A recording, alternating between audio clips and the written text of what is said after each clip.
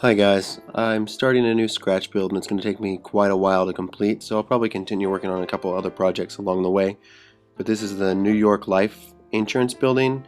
It's now a Catholic building in Kansas City, but it's a building in downtown Kansas City that the profile of the building really interests me, and it's nearby. It's not going to obviously be served by rail, but is a great addition to the city area of the layout.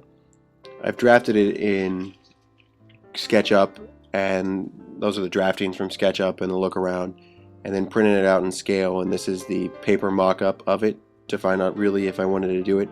This is just the brownstone section of the building that I'm starting on now.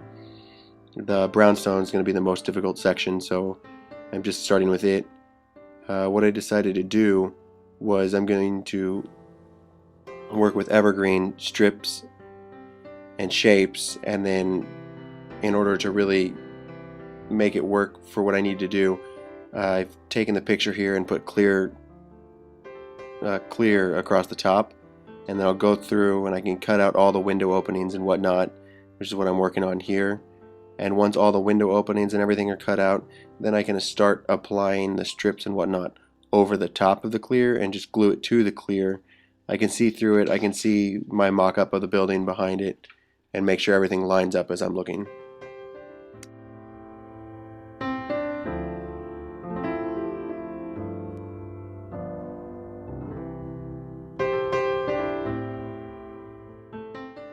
So now that I have all the windows cut out, I'll show you what it looks like. It's just a clear sheet with all the spaces that'll be open or cut out. That way, I don't want to remove it from the sheet, because that way all the brick and areas that I need to model with the strip styrene are absolutely lined up with the hole openings that I still have. Now what I can do is I'll start with the bottom of the building, and I'm just going to work my way up.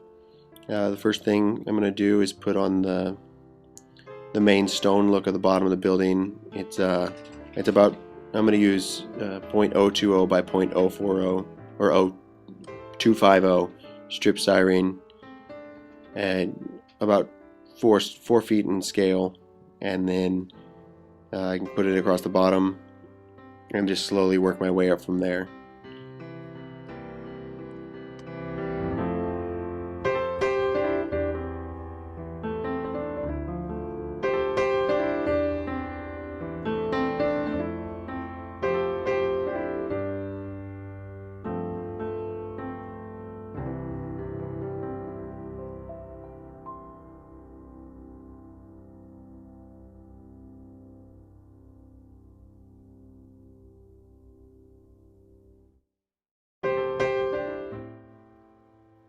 What I can do is I'm just using the same stuff from Micromark that I would use for adhering styrene to styrene, and I adhere these pieces directly to the clear.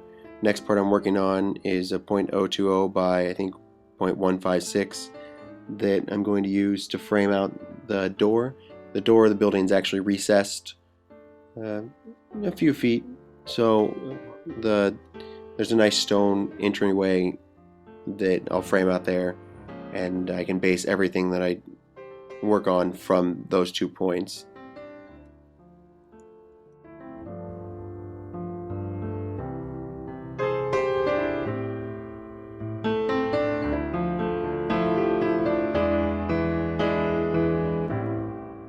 This is where I start installing the brownstones. This first section of the building, there's 3 different sizes on the brownstones, so I'm going to use 3 different sizes of styrene as I work up the building. You can see what I'm doing here is I'm just lining everything up into the corner there. I know the full width that I need to go between those, and I've set my chopper at that width, and I'm cutting the pieces, and then I'll take that piece that is full width and cut it along the way to represent the break in the brownstones in that section. That way I know the total width is correct, and then it's just a matter of where the break is. So after laying the first brownstone, I instantly realized that the section at the very bottom of the building and the section around the door needed to be taller than the brownstones, because the brownstones are inset on the building a little bit. So I go back and I've just adding a second layer to the first layer that I put down. on everything except for the brownstone to really give it a little more depth and actually give that appearance of the brownstones being set back.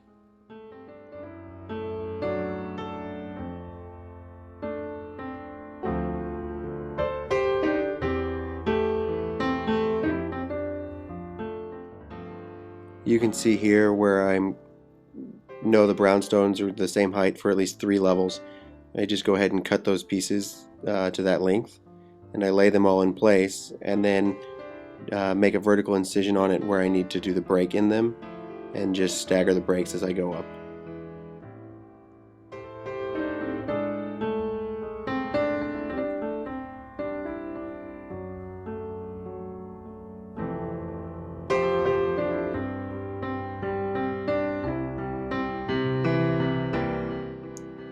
There are actually 4 sections of this front. The corner, and then the corners, and then the 2 sides right next to the door are actually all the same width.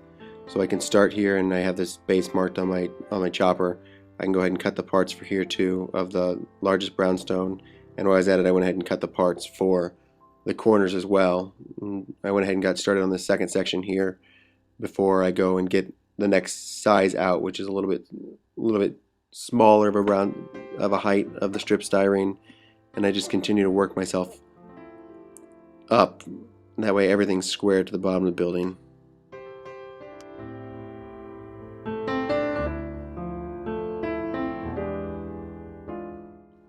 Each section on this has 3 different sizes. It's going to have what I'm calling the large size at the bottom, medium size in the middle with a couple rows of medium stones, and then right towards the top of that level it's going to have a couple small sizes, small strips that I use for the top.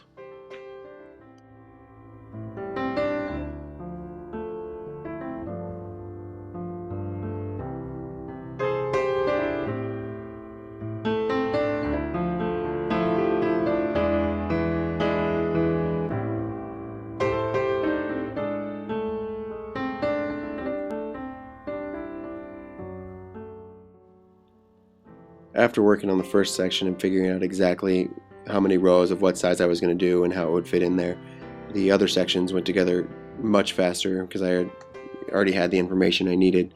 So all I had to do was quickly cut the parts, make the vertical incisions for the breaks in the stones, and just it went together like Legos almost, just real quick and easy. Bottom layer straight up to the top of the first level.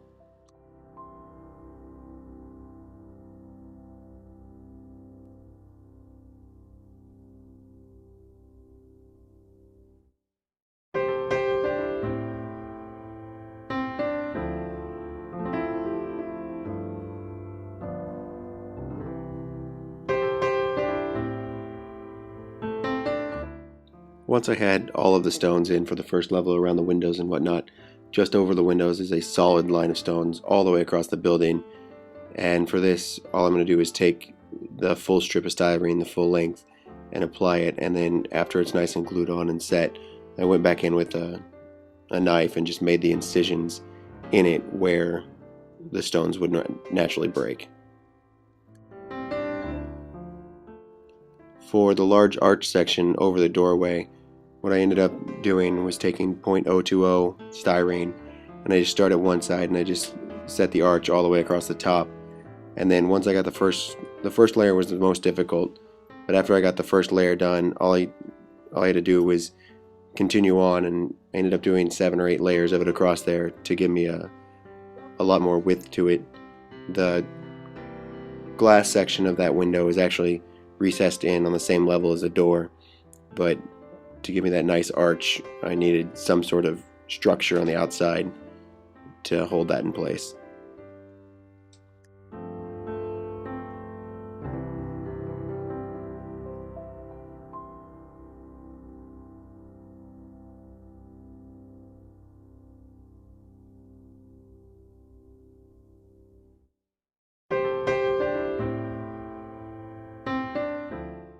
Here's what I've got completed so far. You can really see the clear plastic there behind it and all of the stones. When it gets painted and weathered and whatnot, I'll take an India ink wash and it'll really bring out all the grooves in between all of the stones and whatnot. And you can see that it's glued to the plastic, and it's not going anywhere, and then I'll have to reinforce the back still a little bit more. But this gave me a great way to work off the drawing I made and make sure everything's lined up all the way through the build.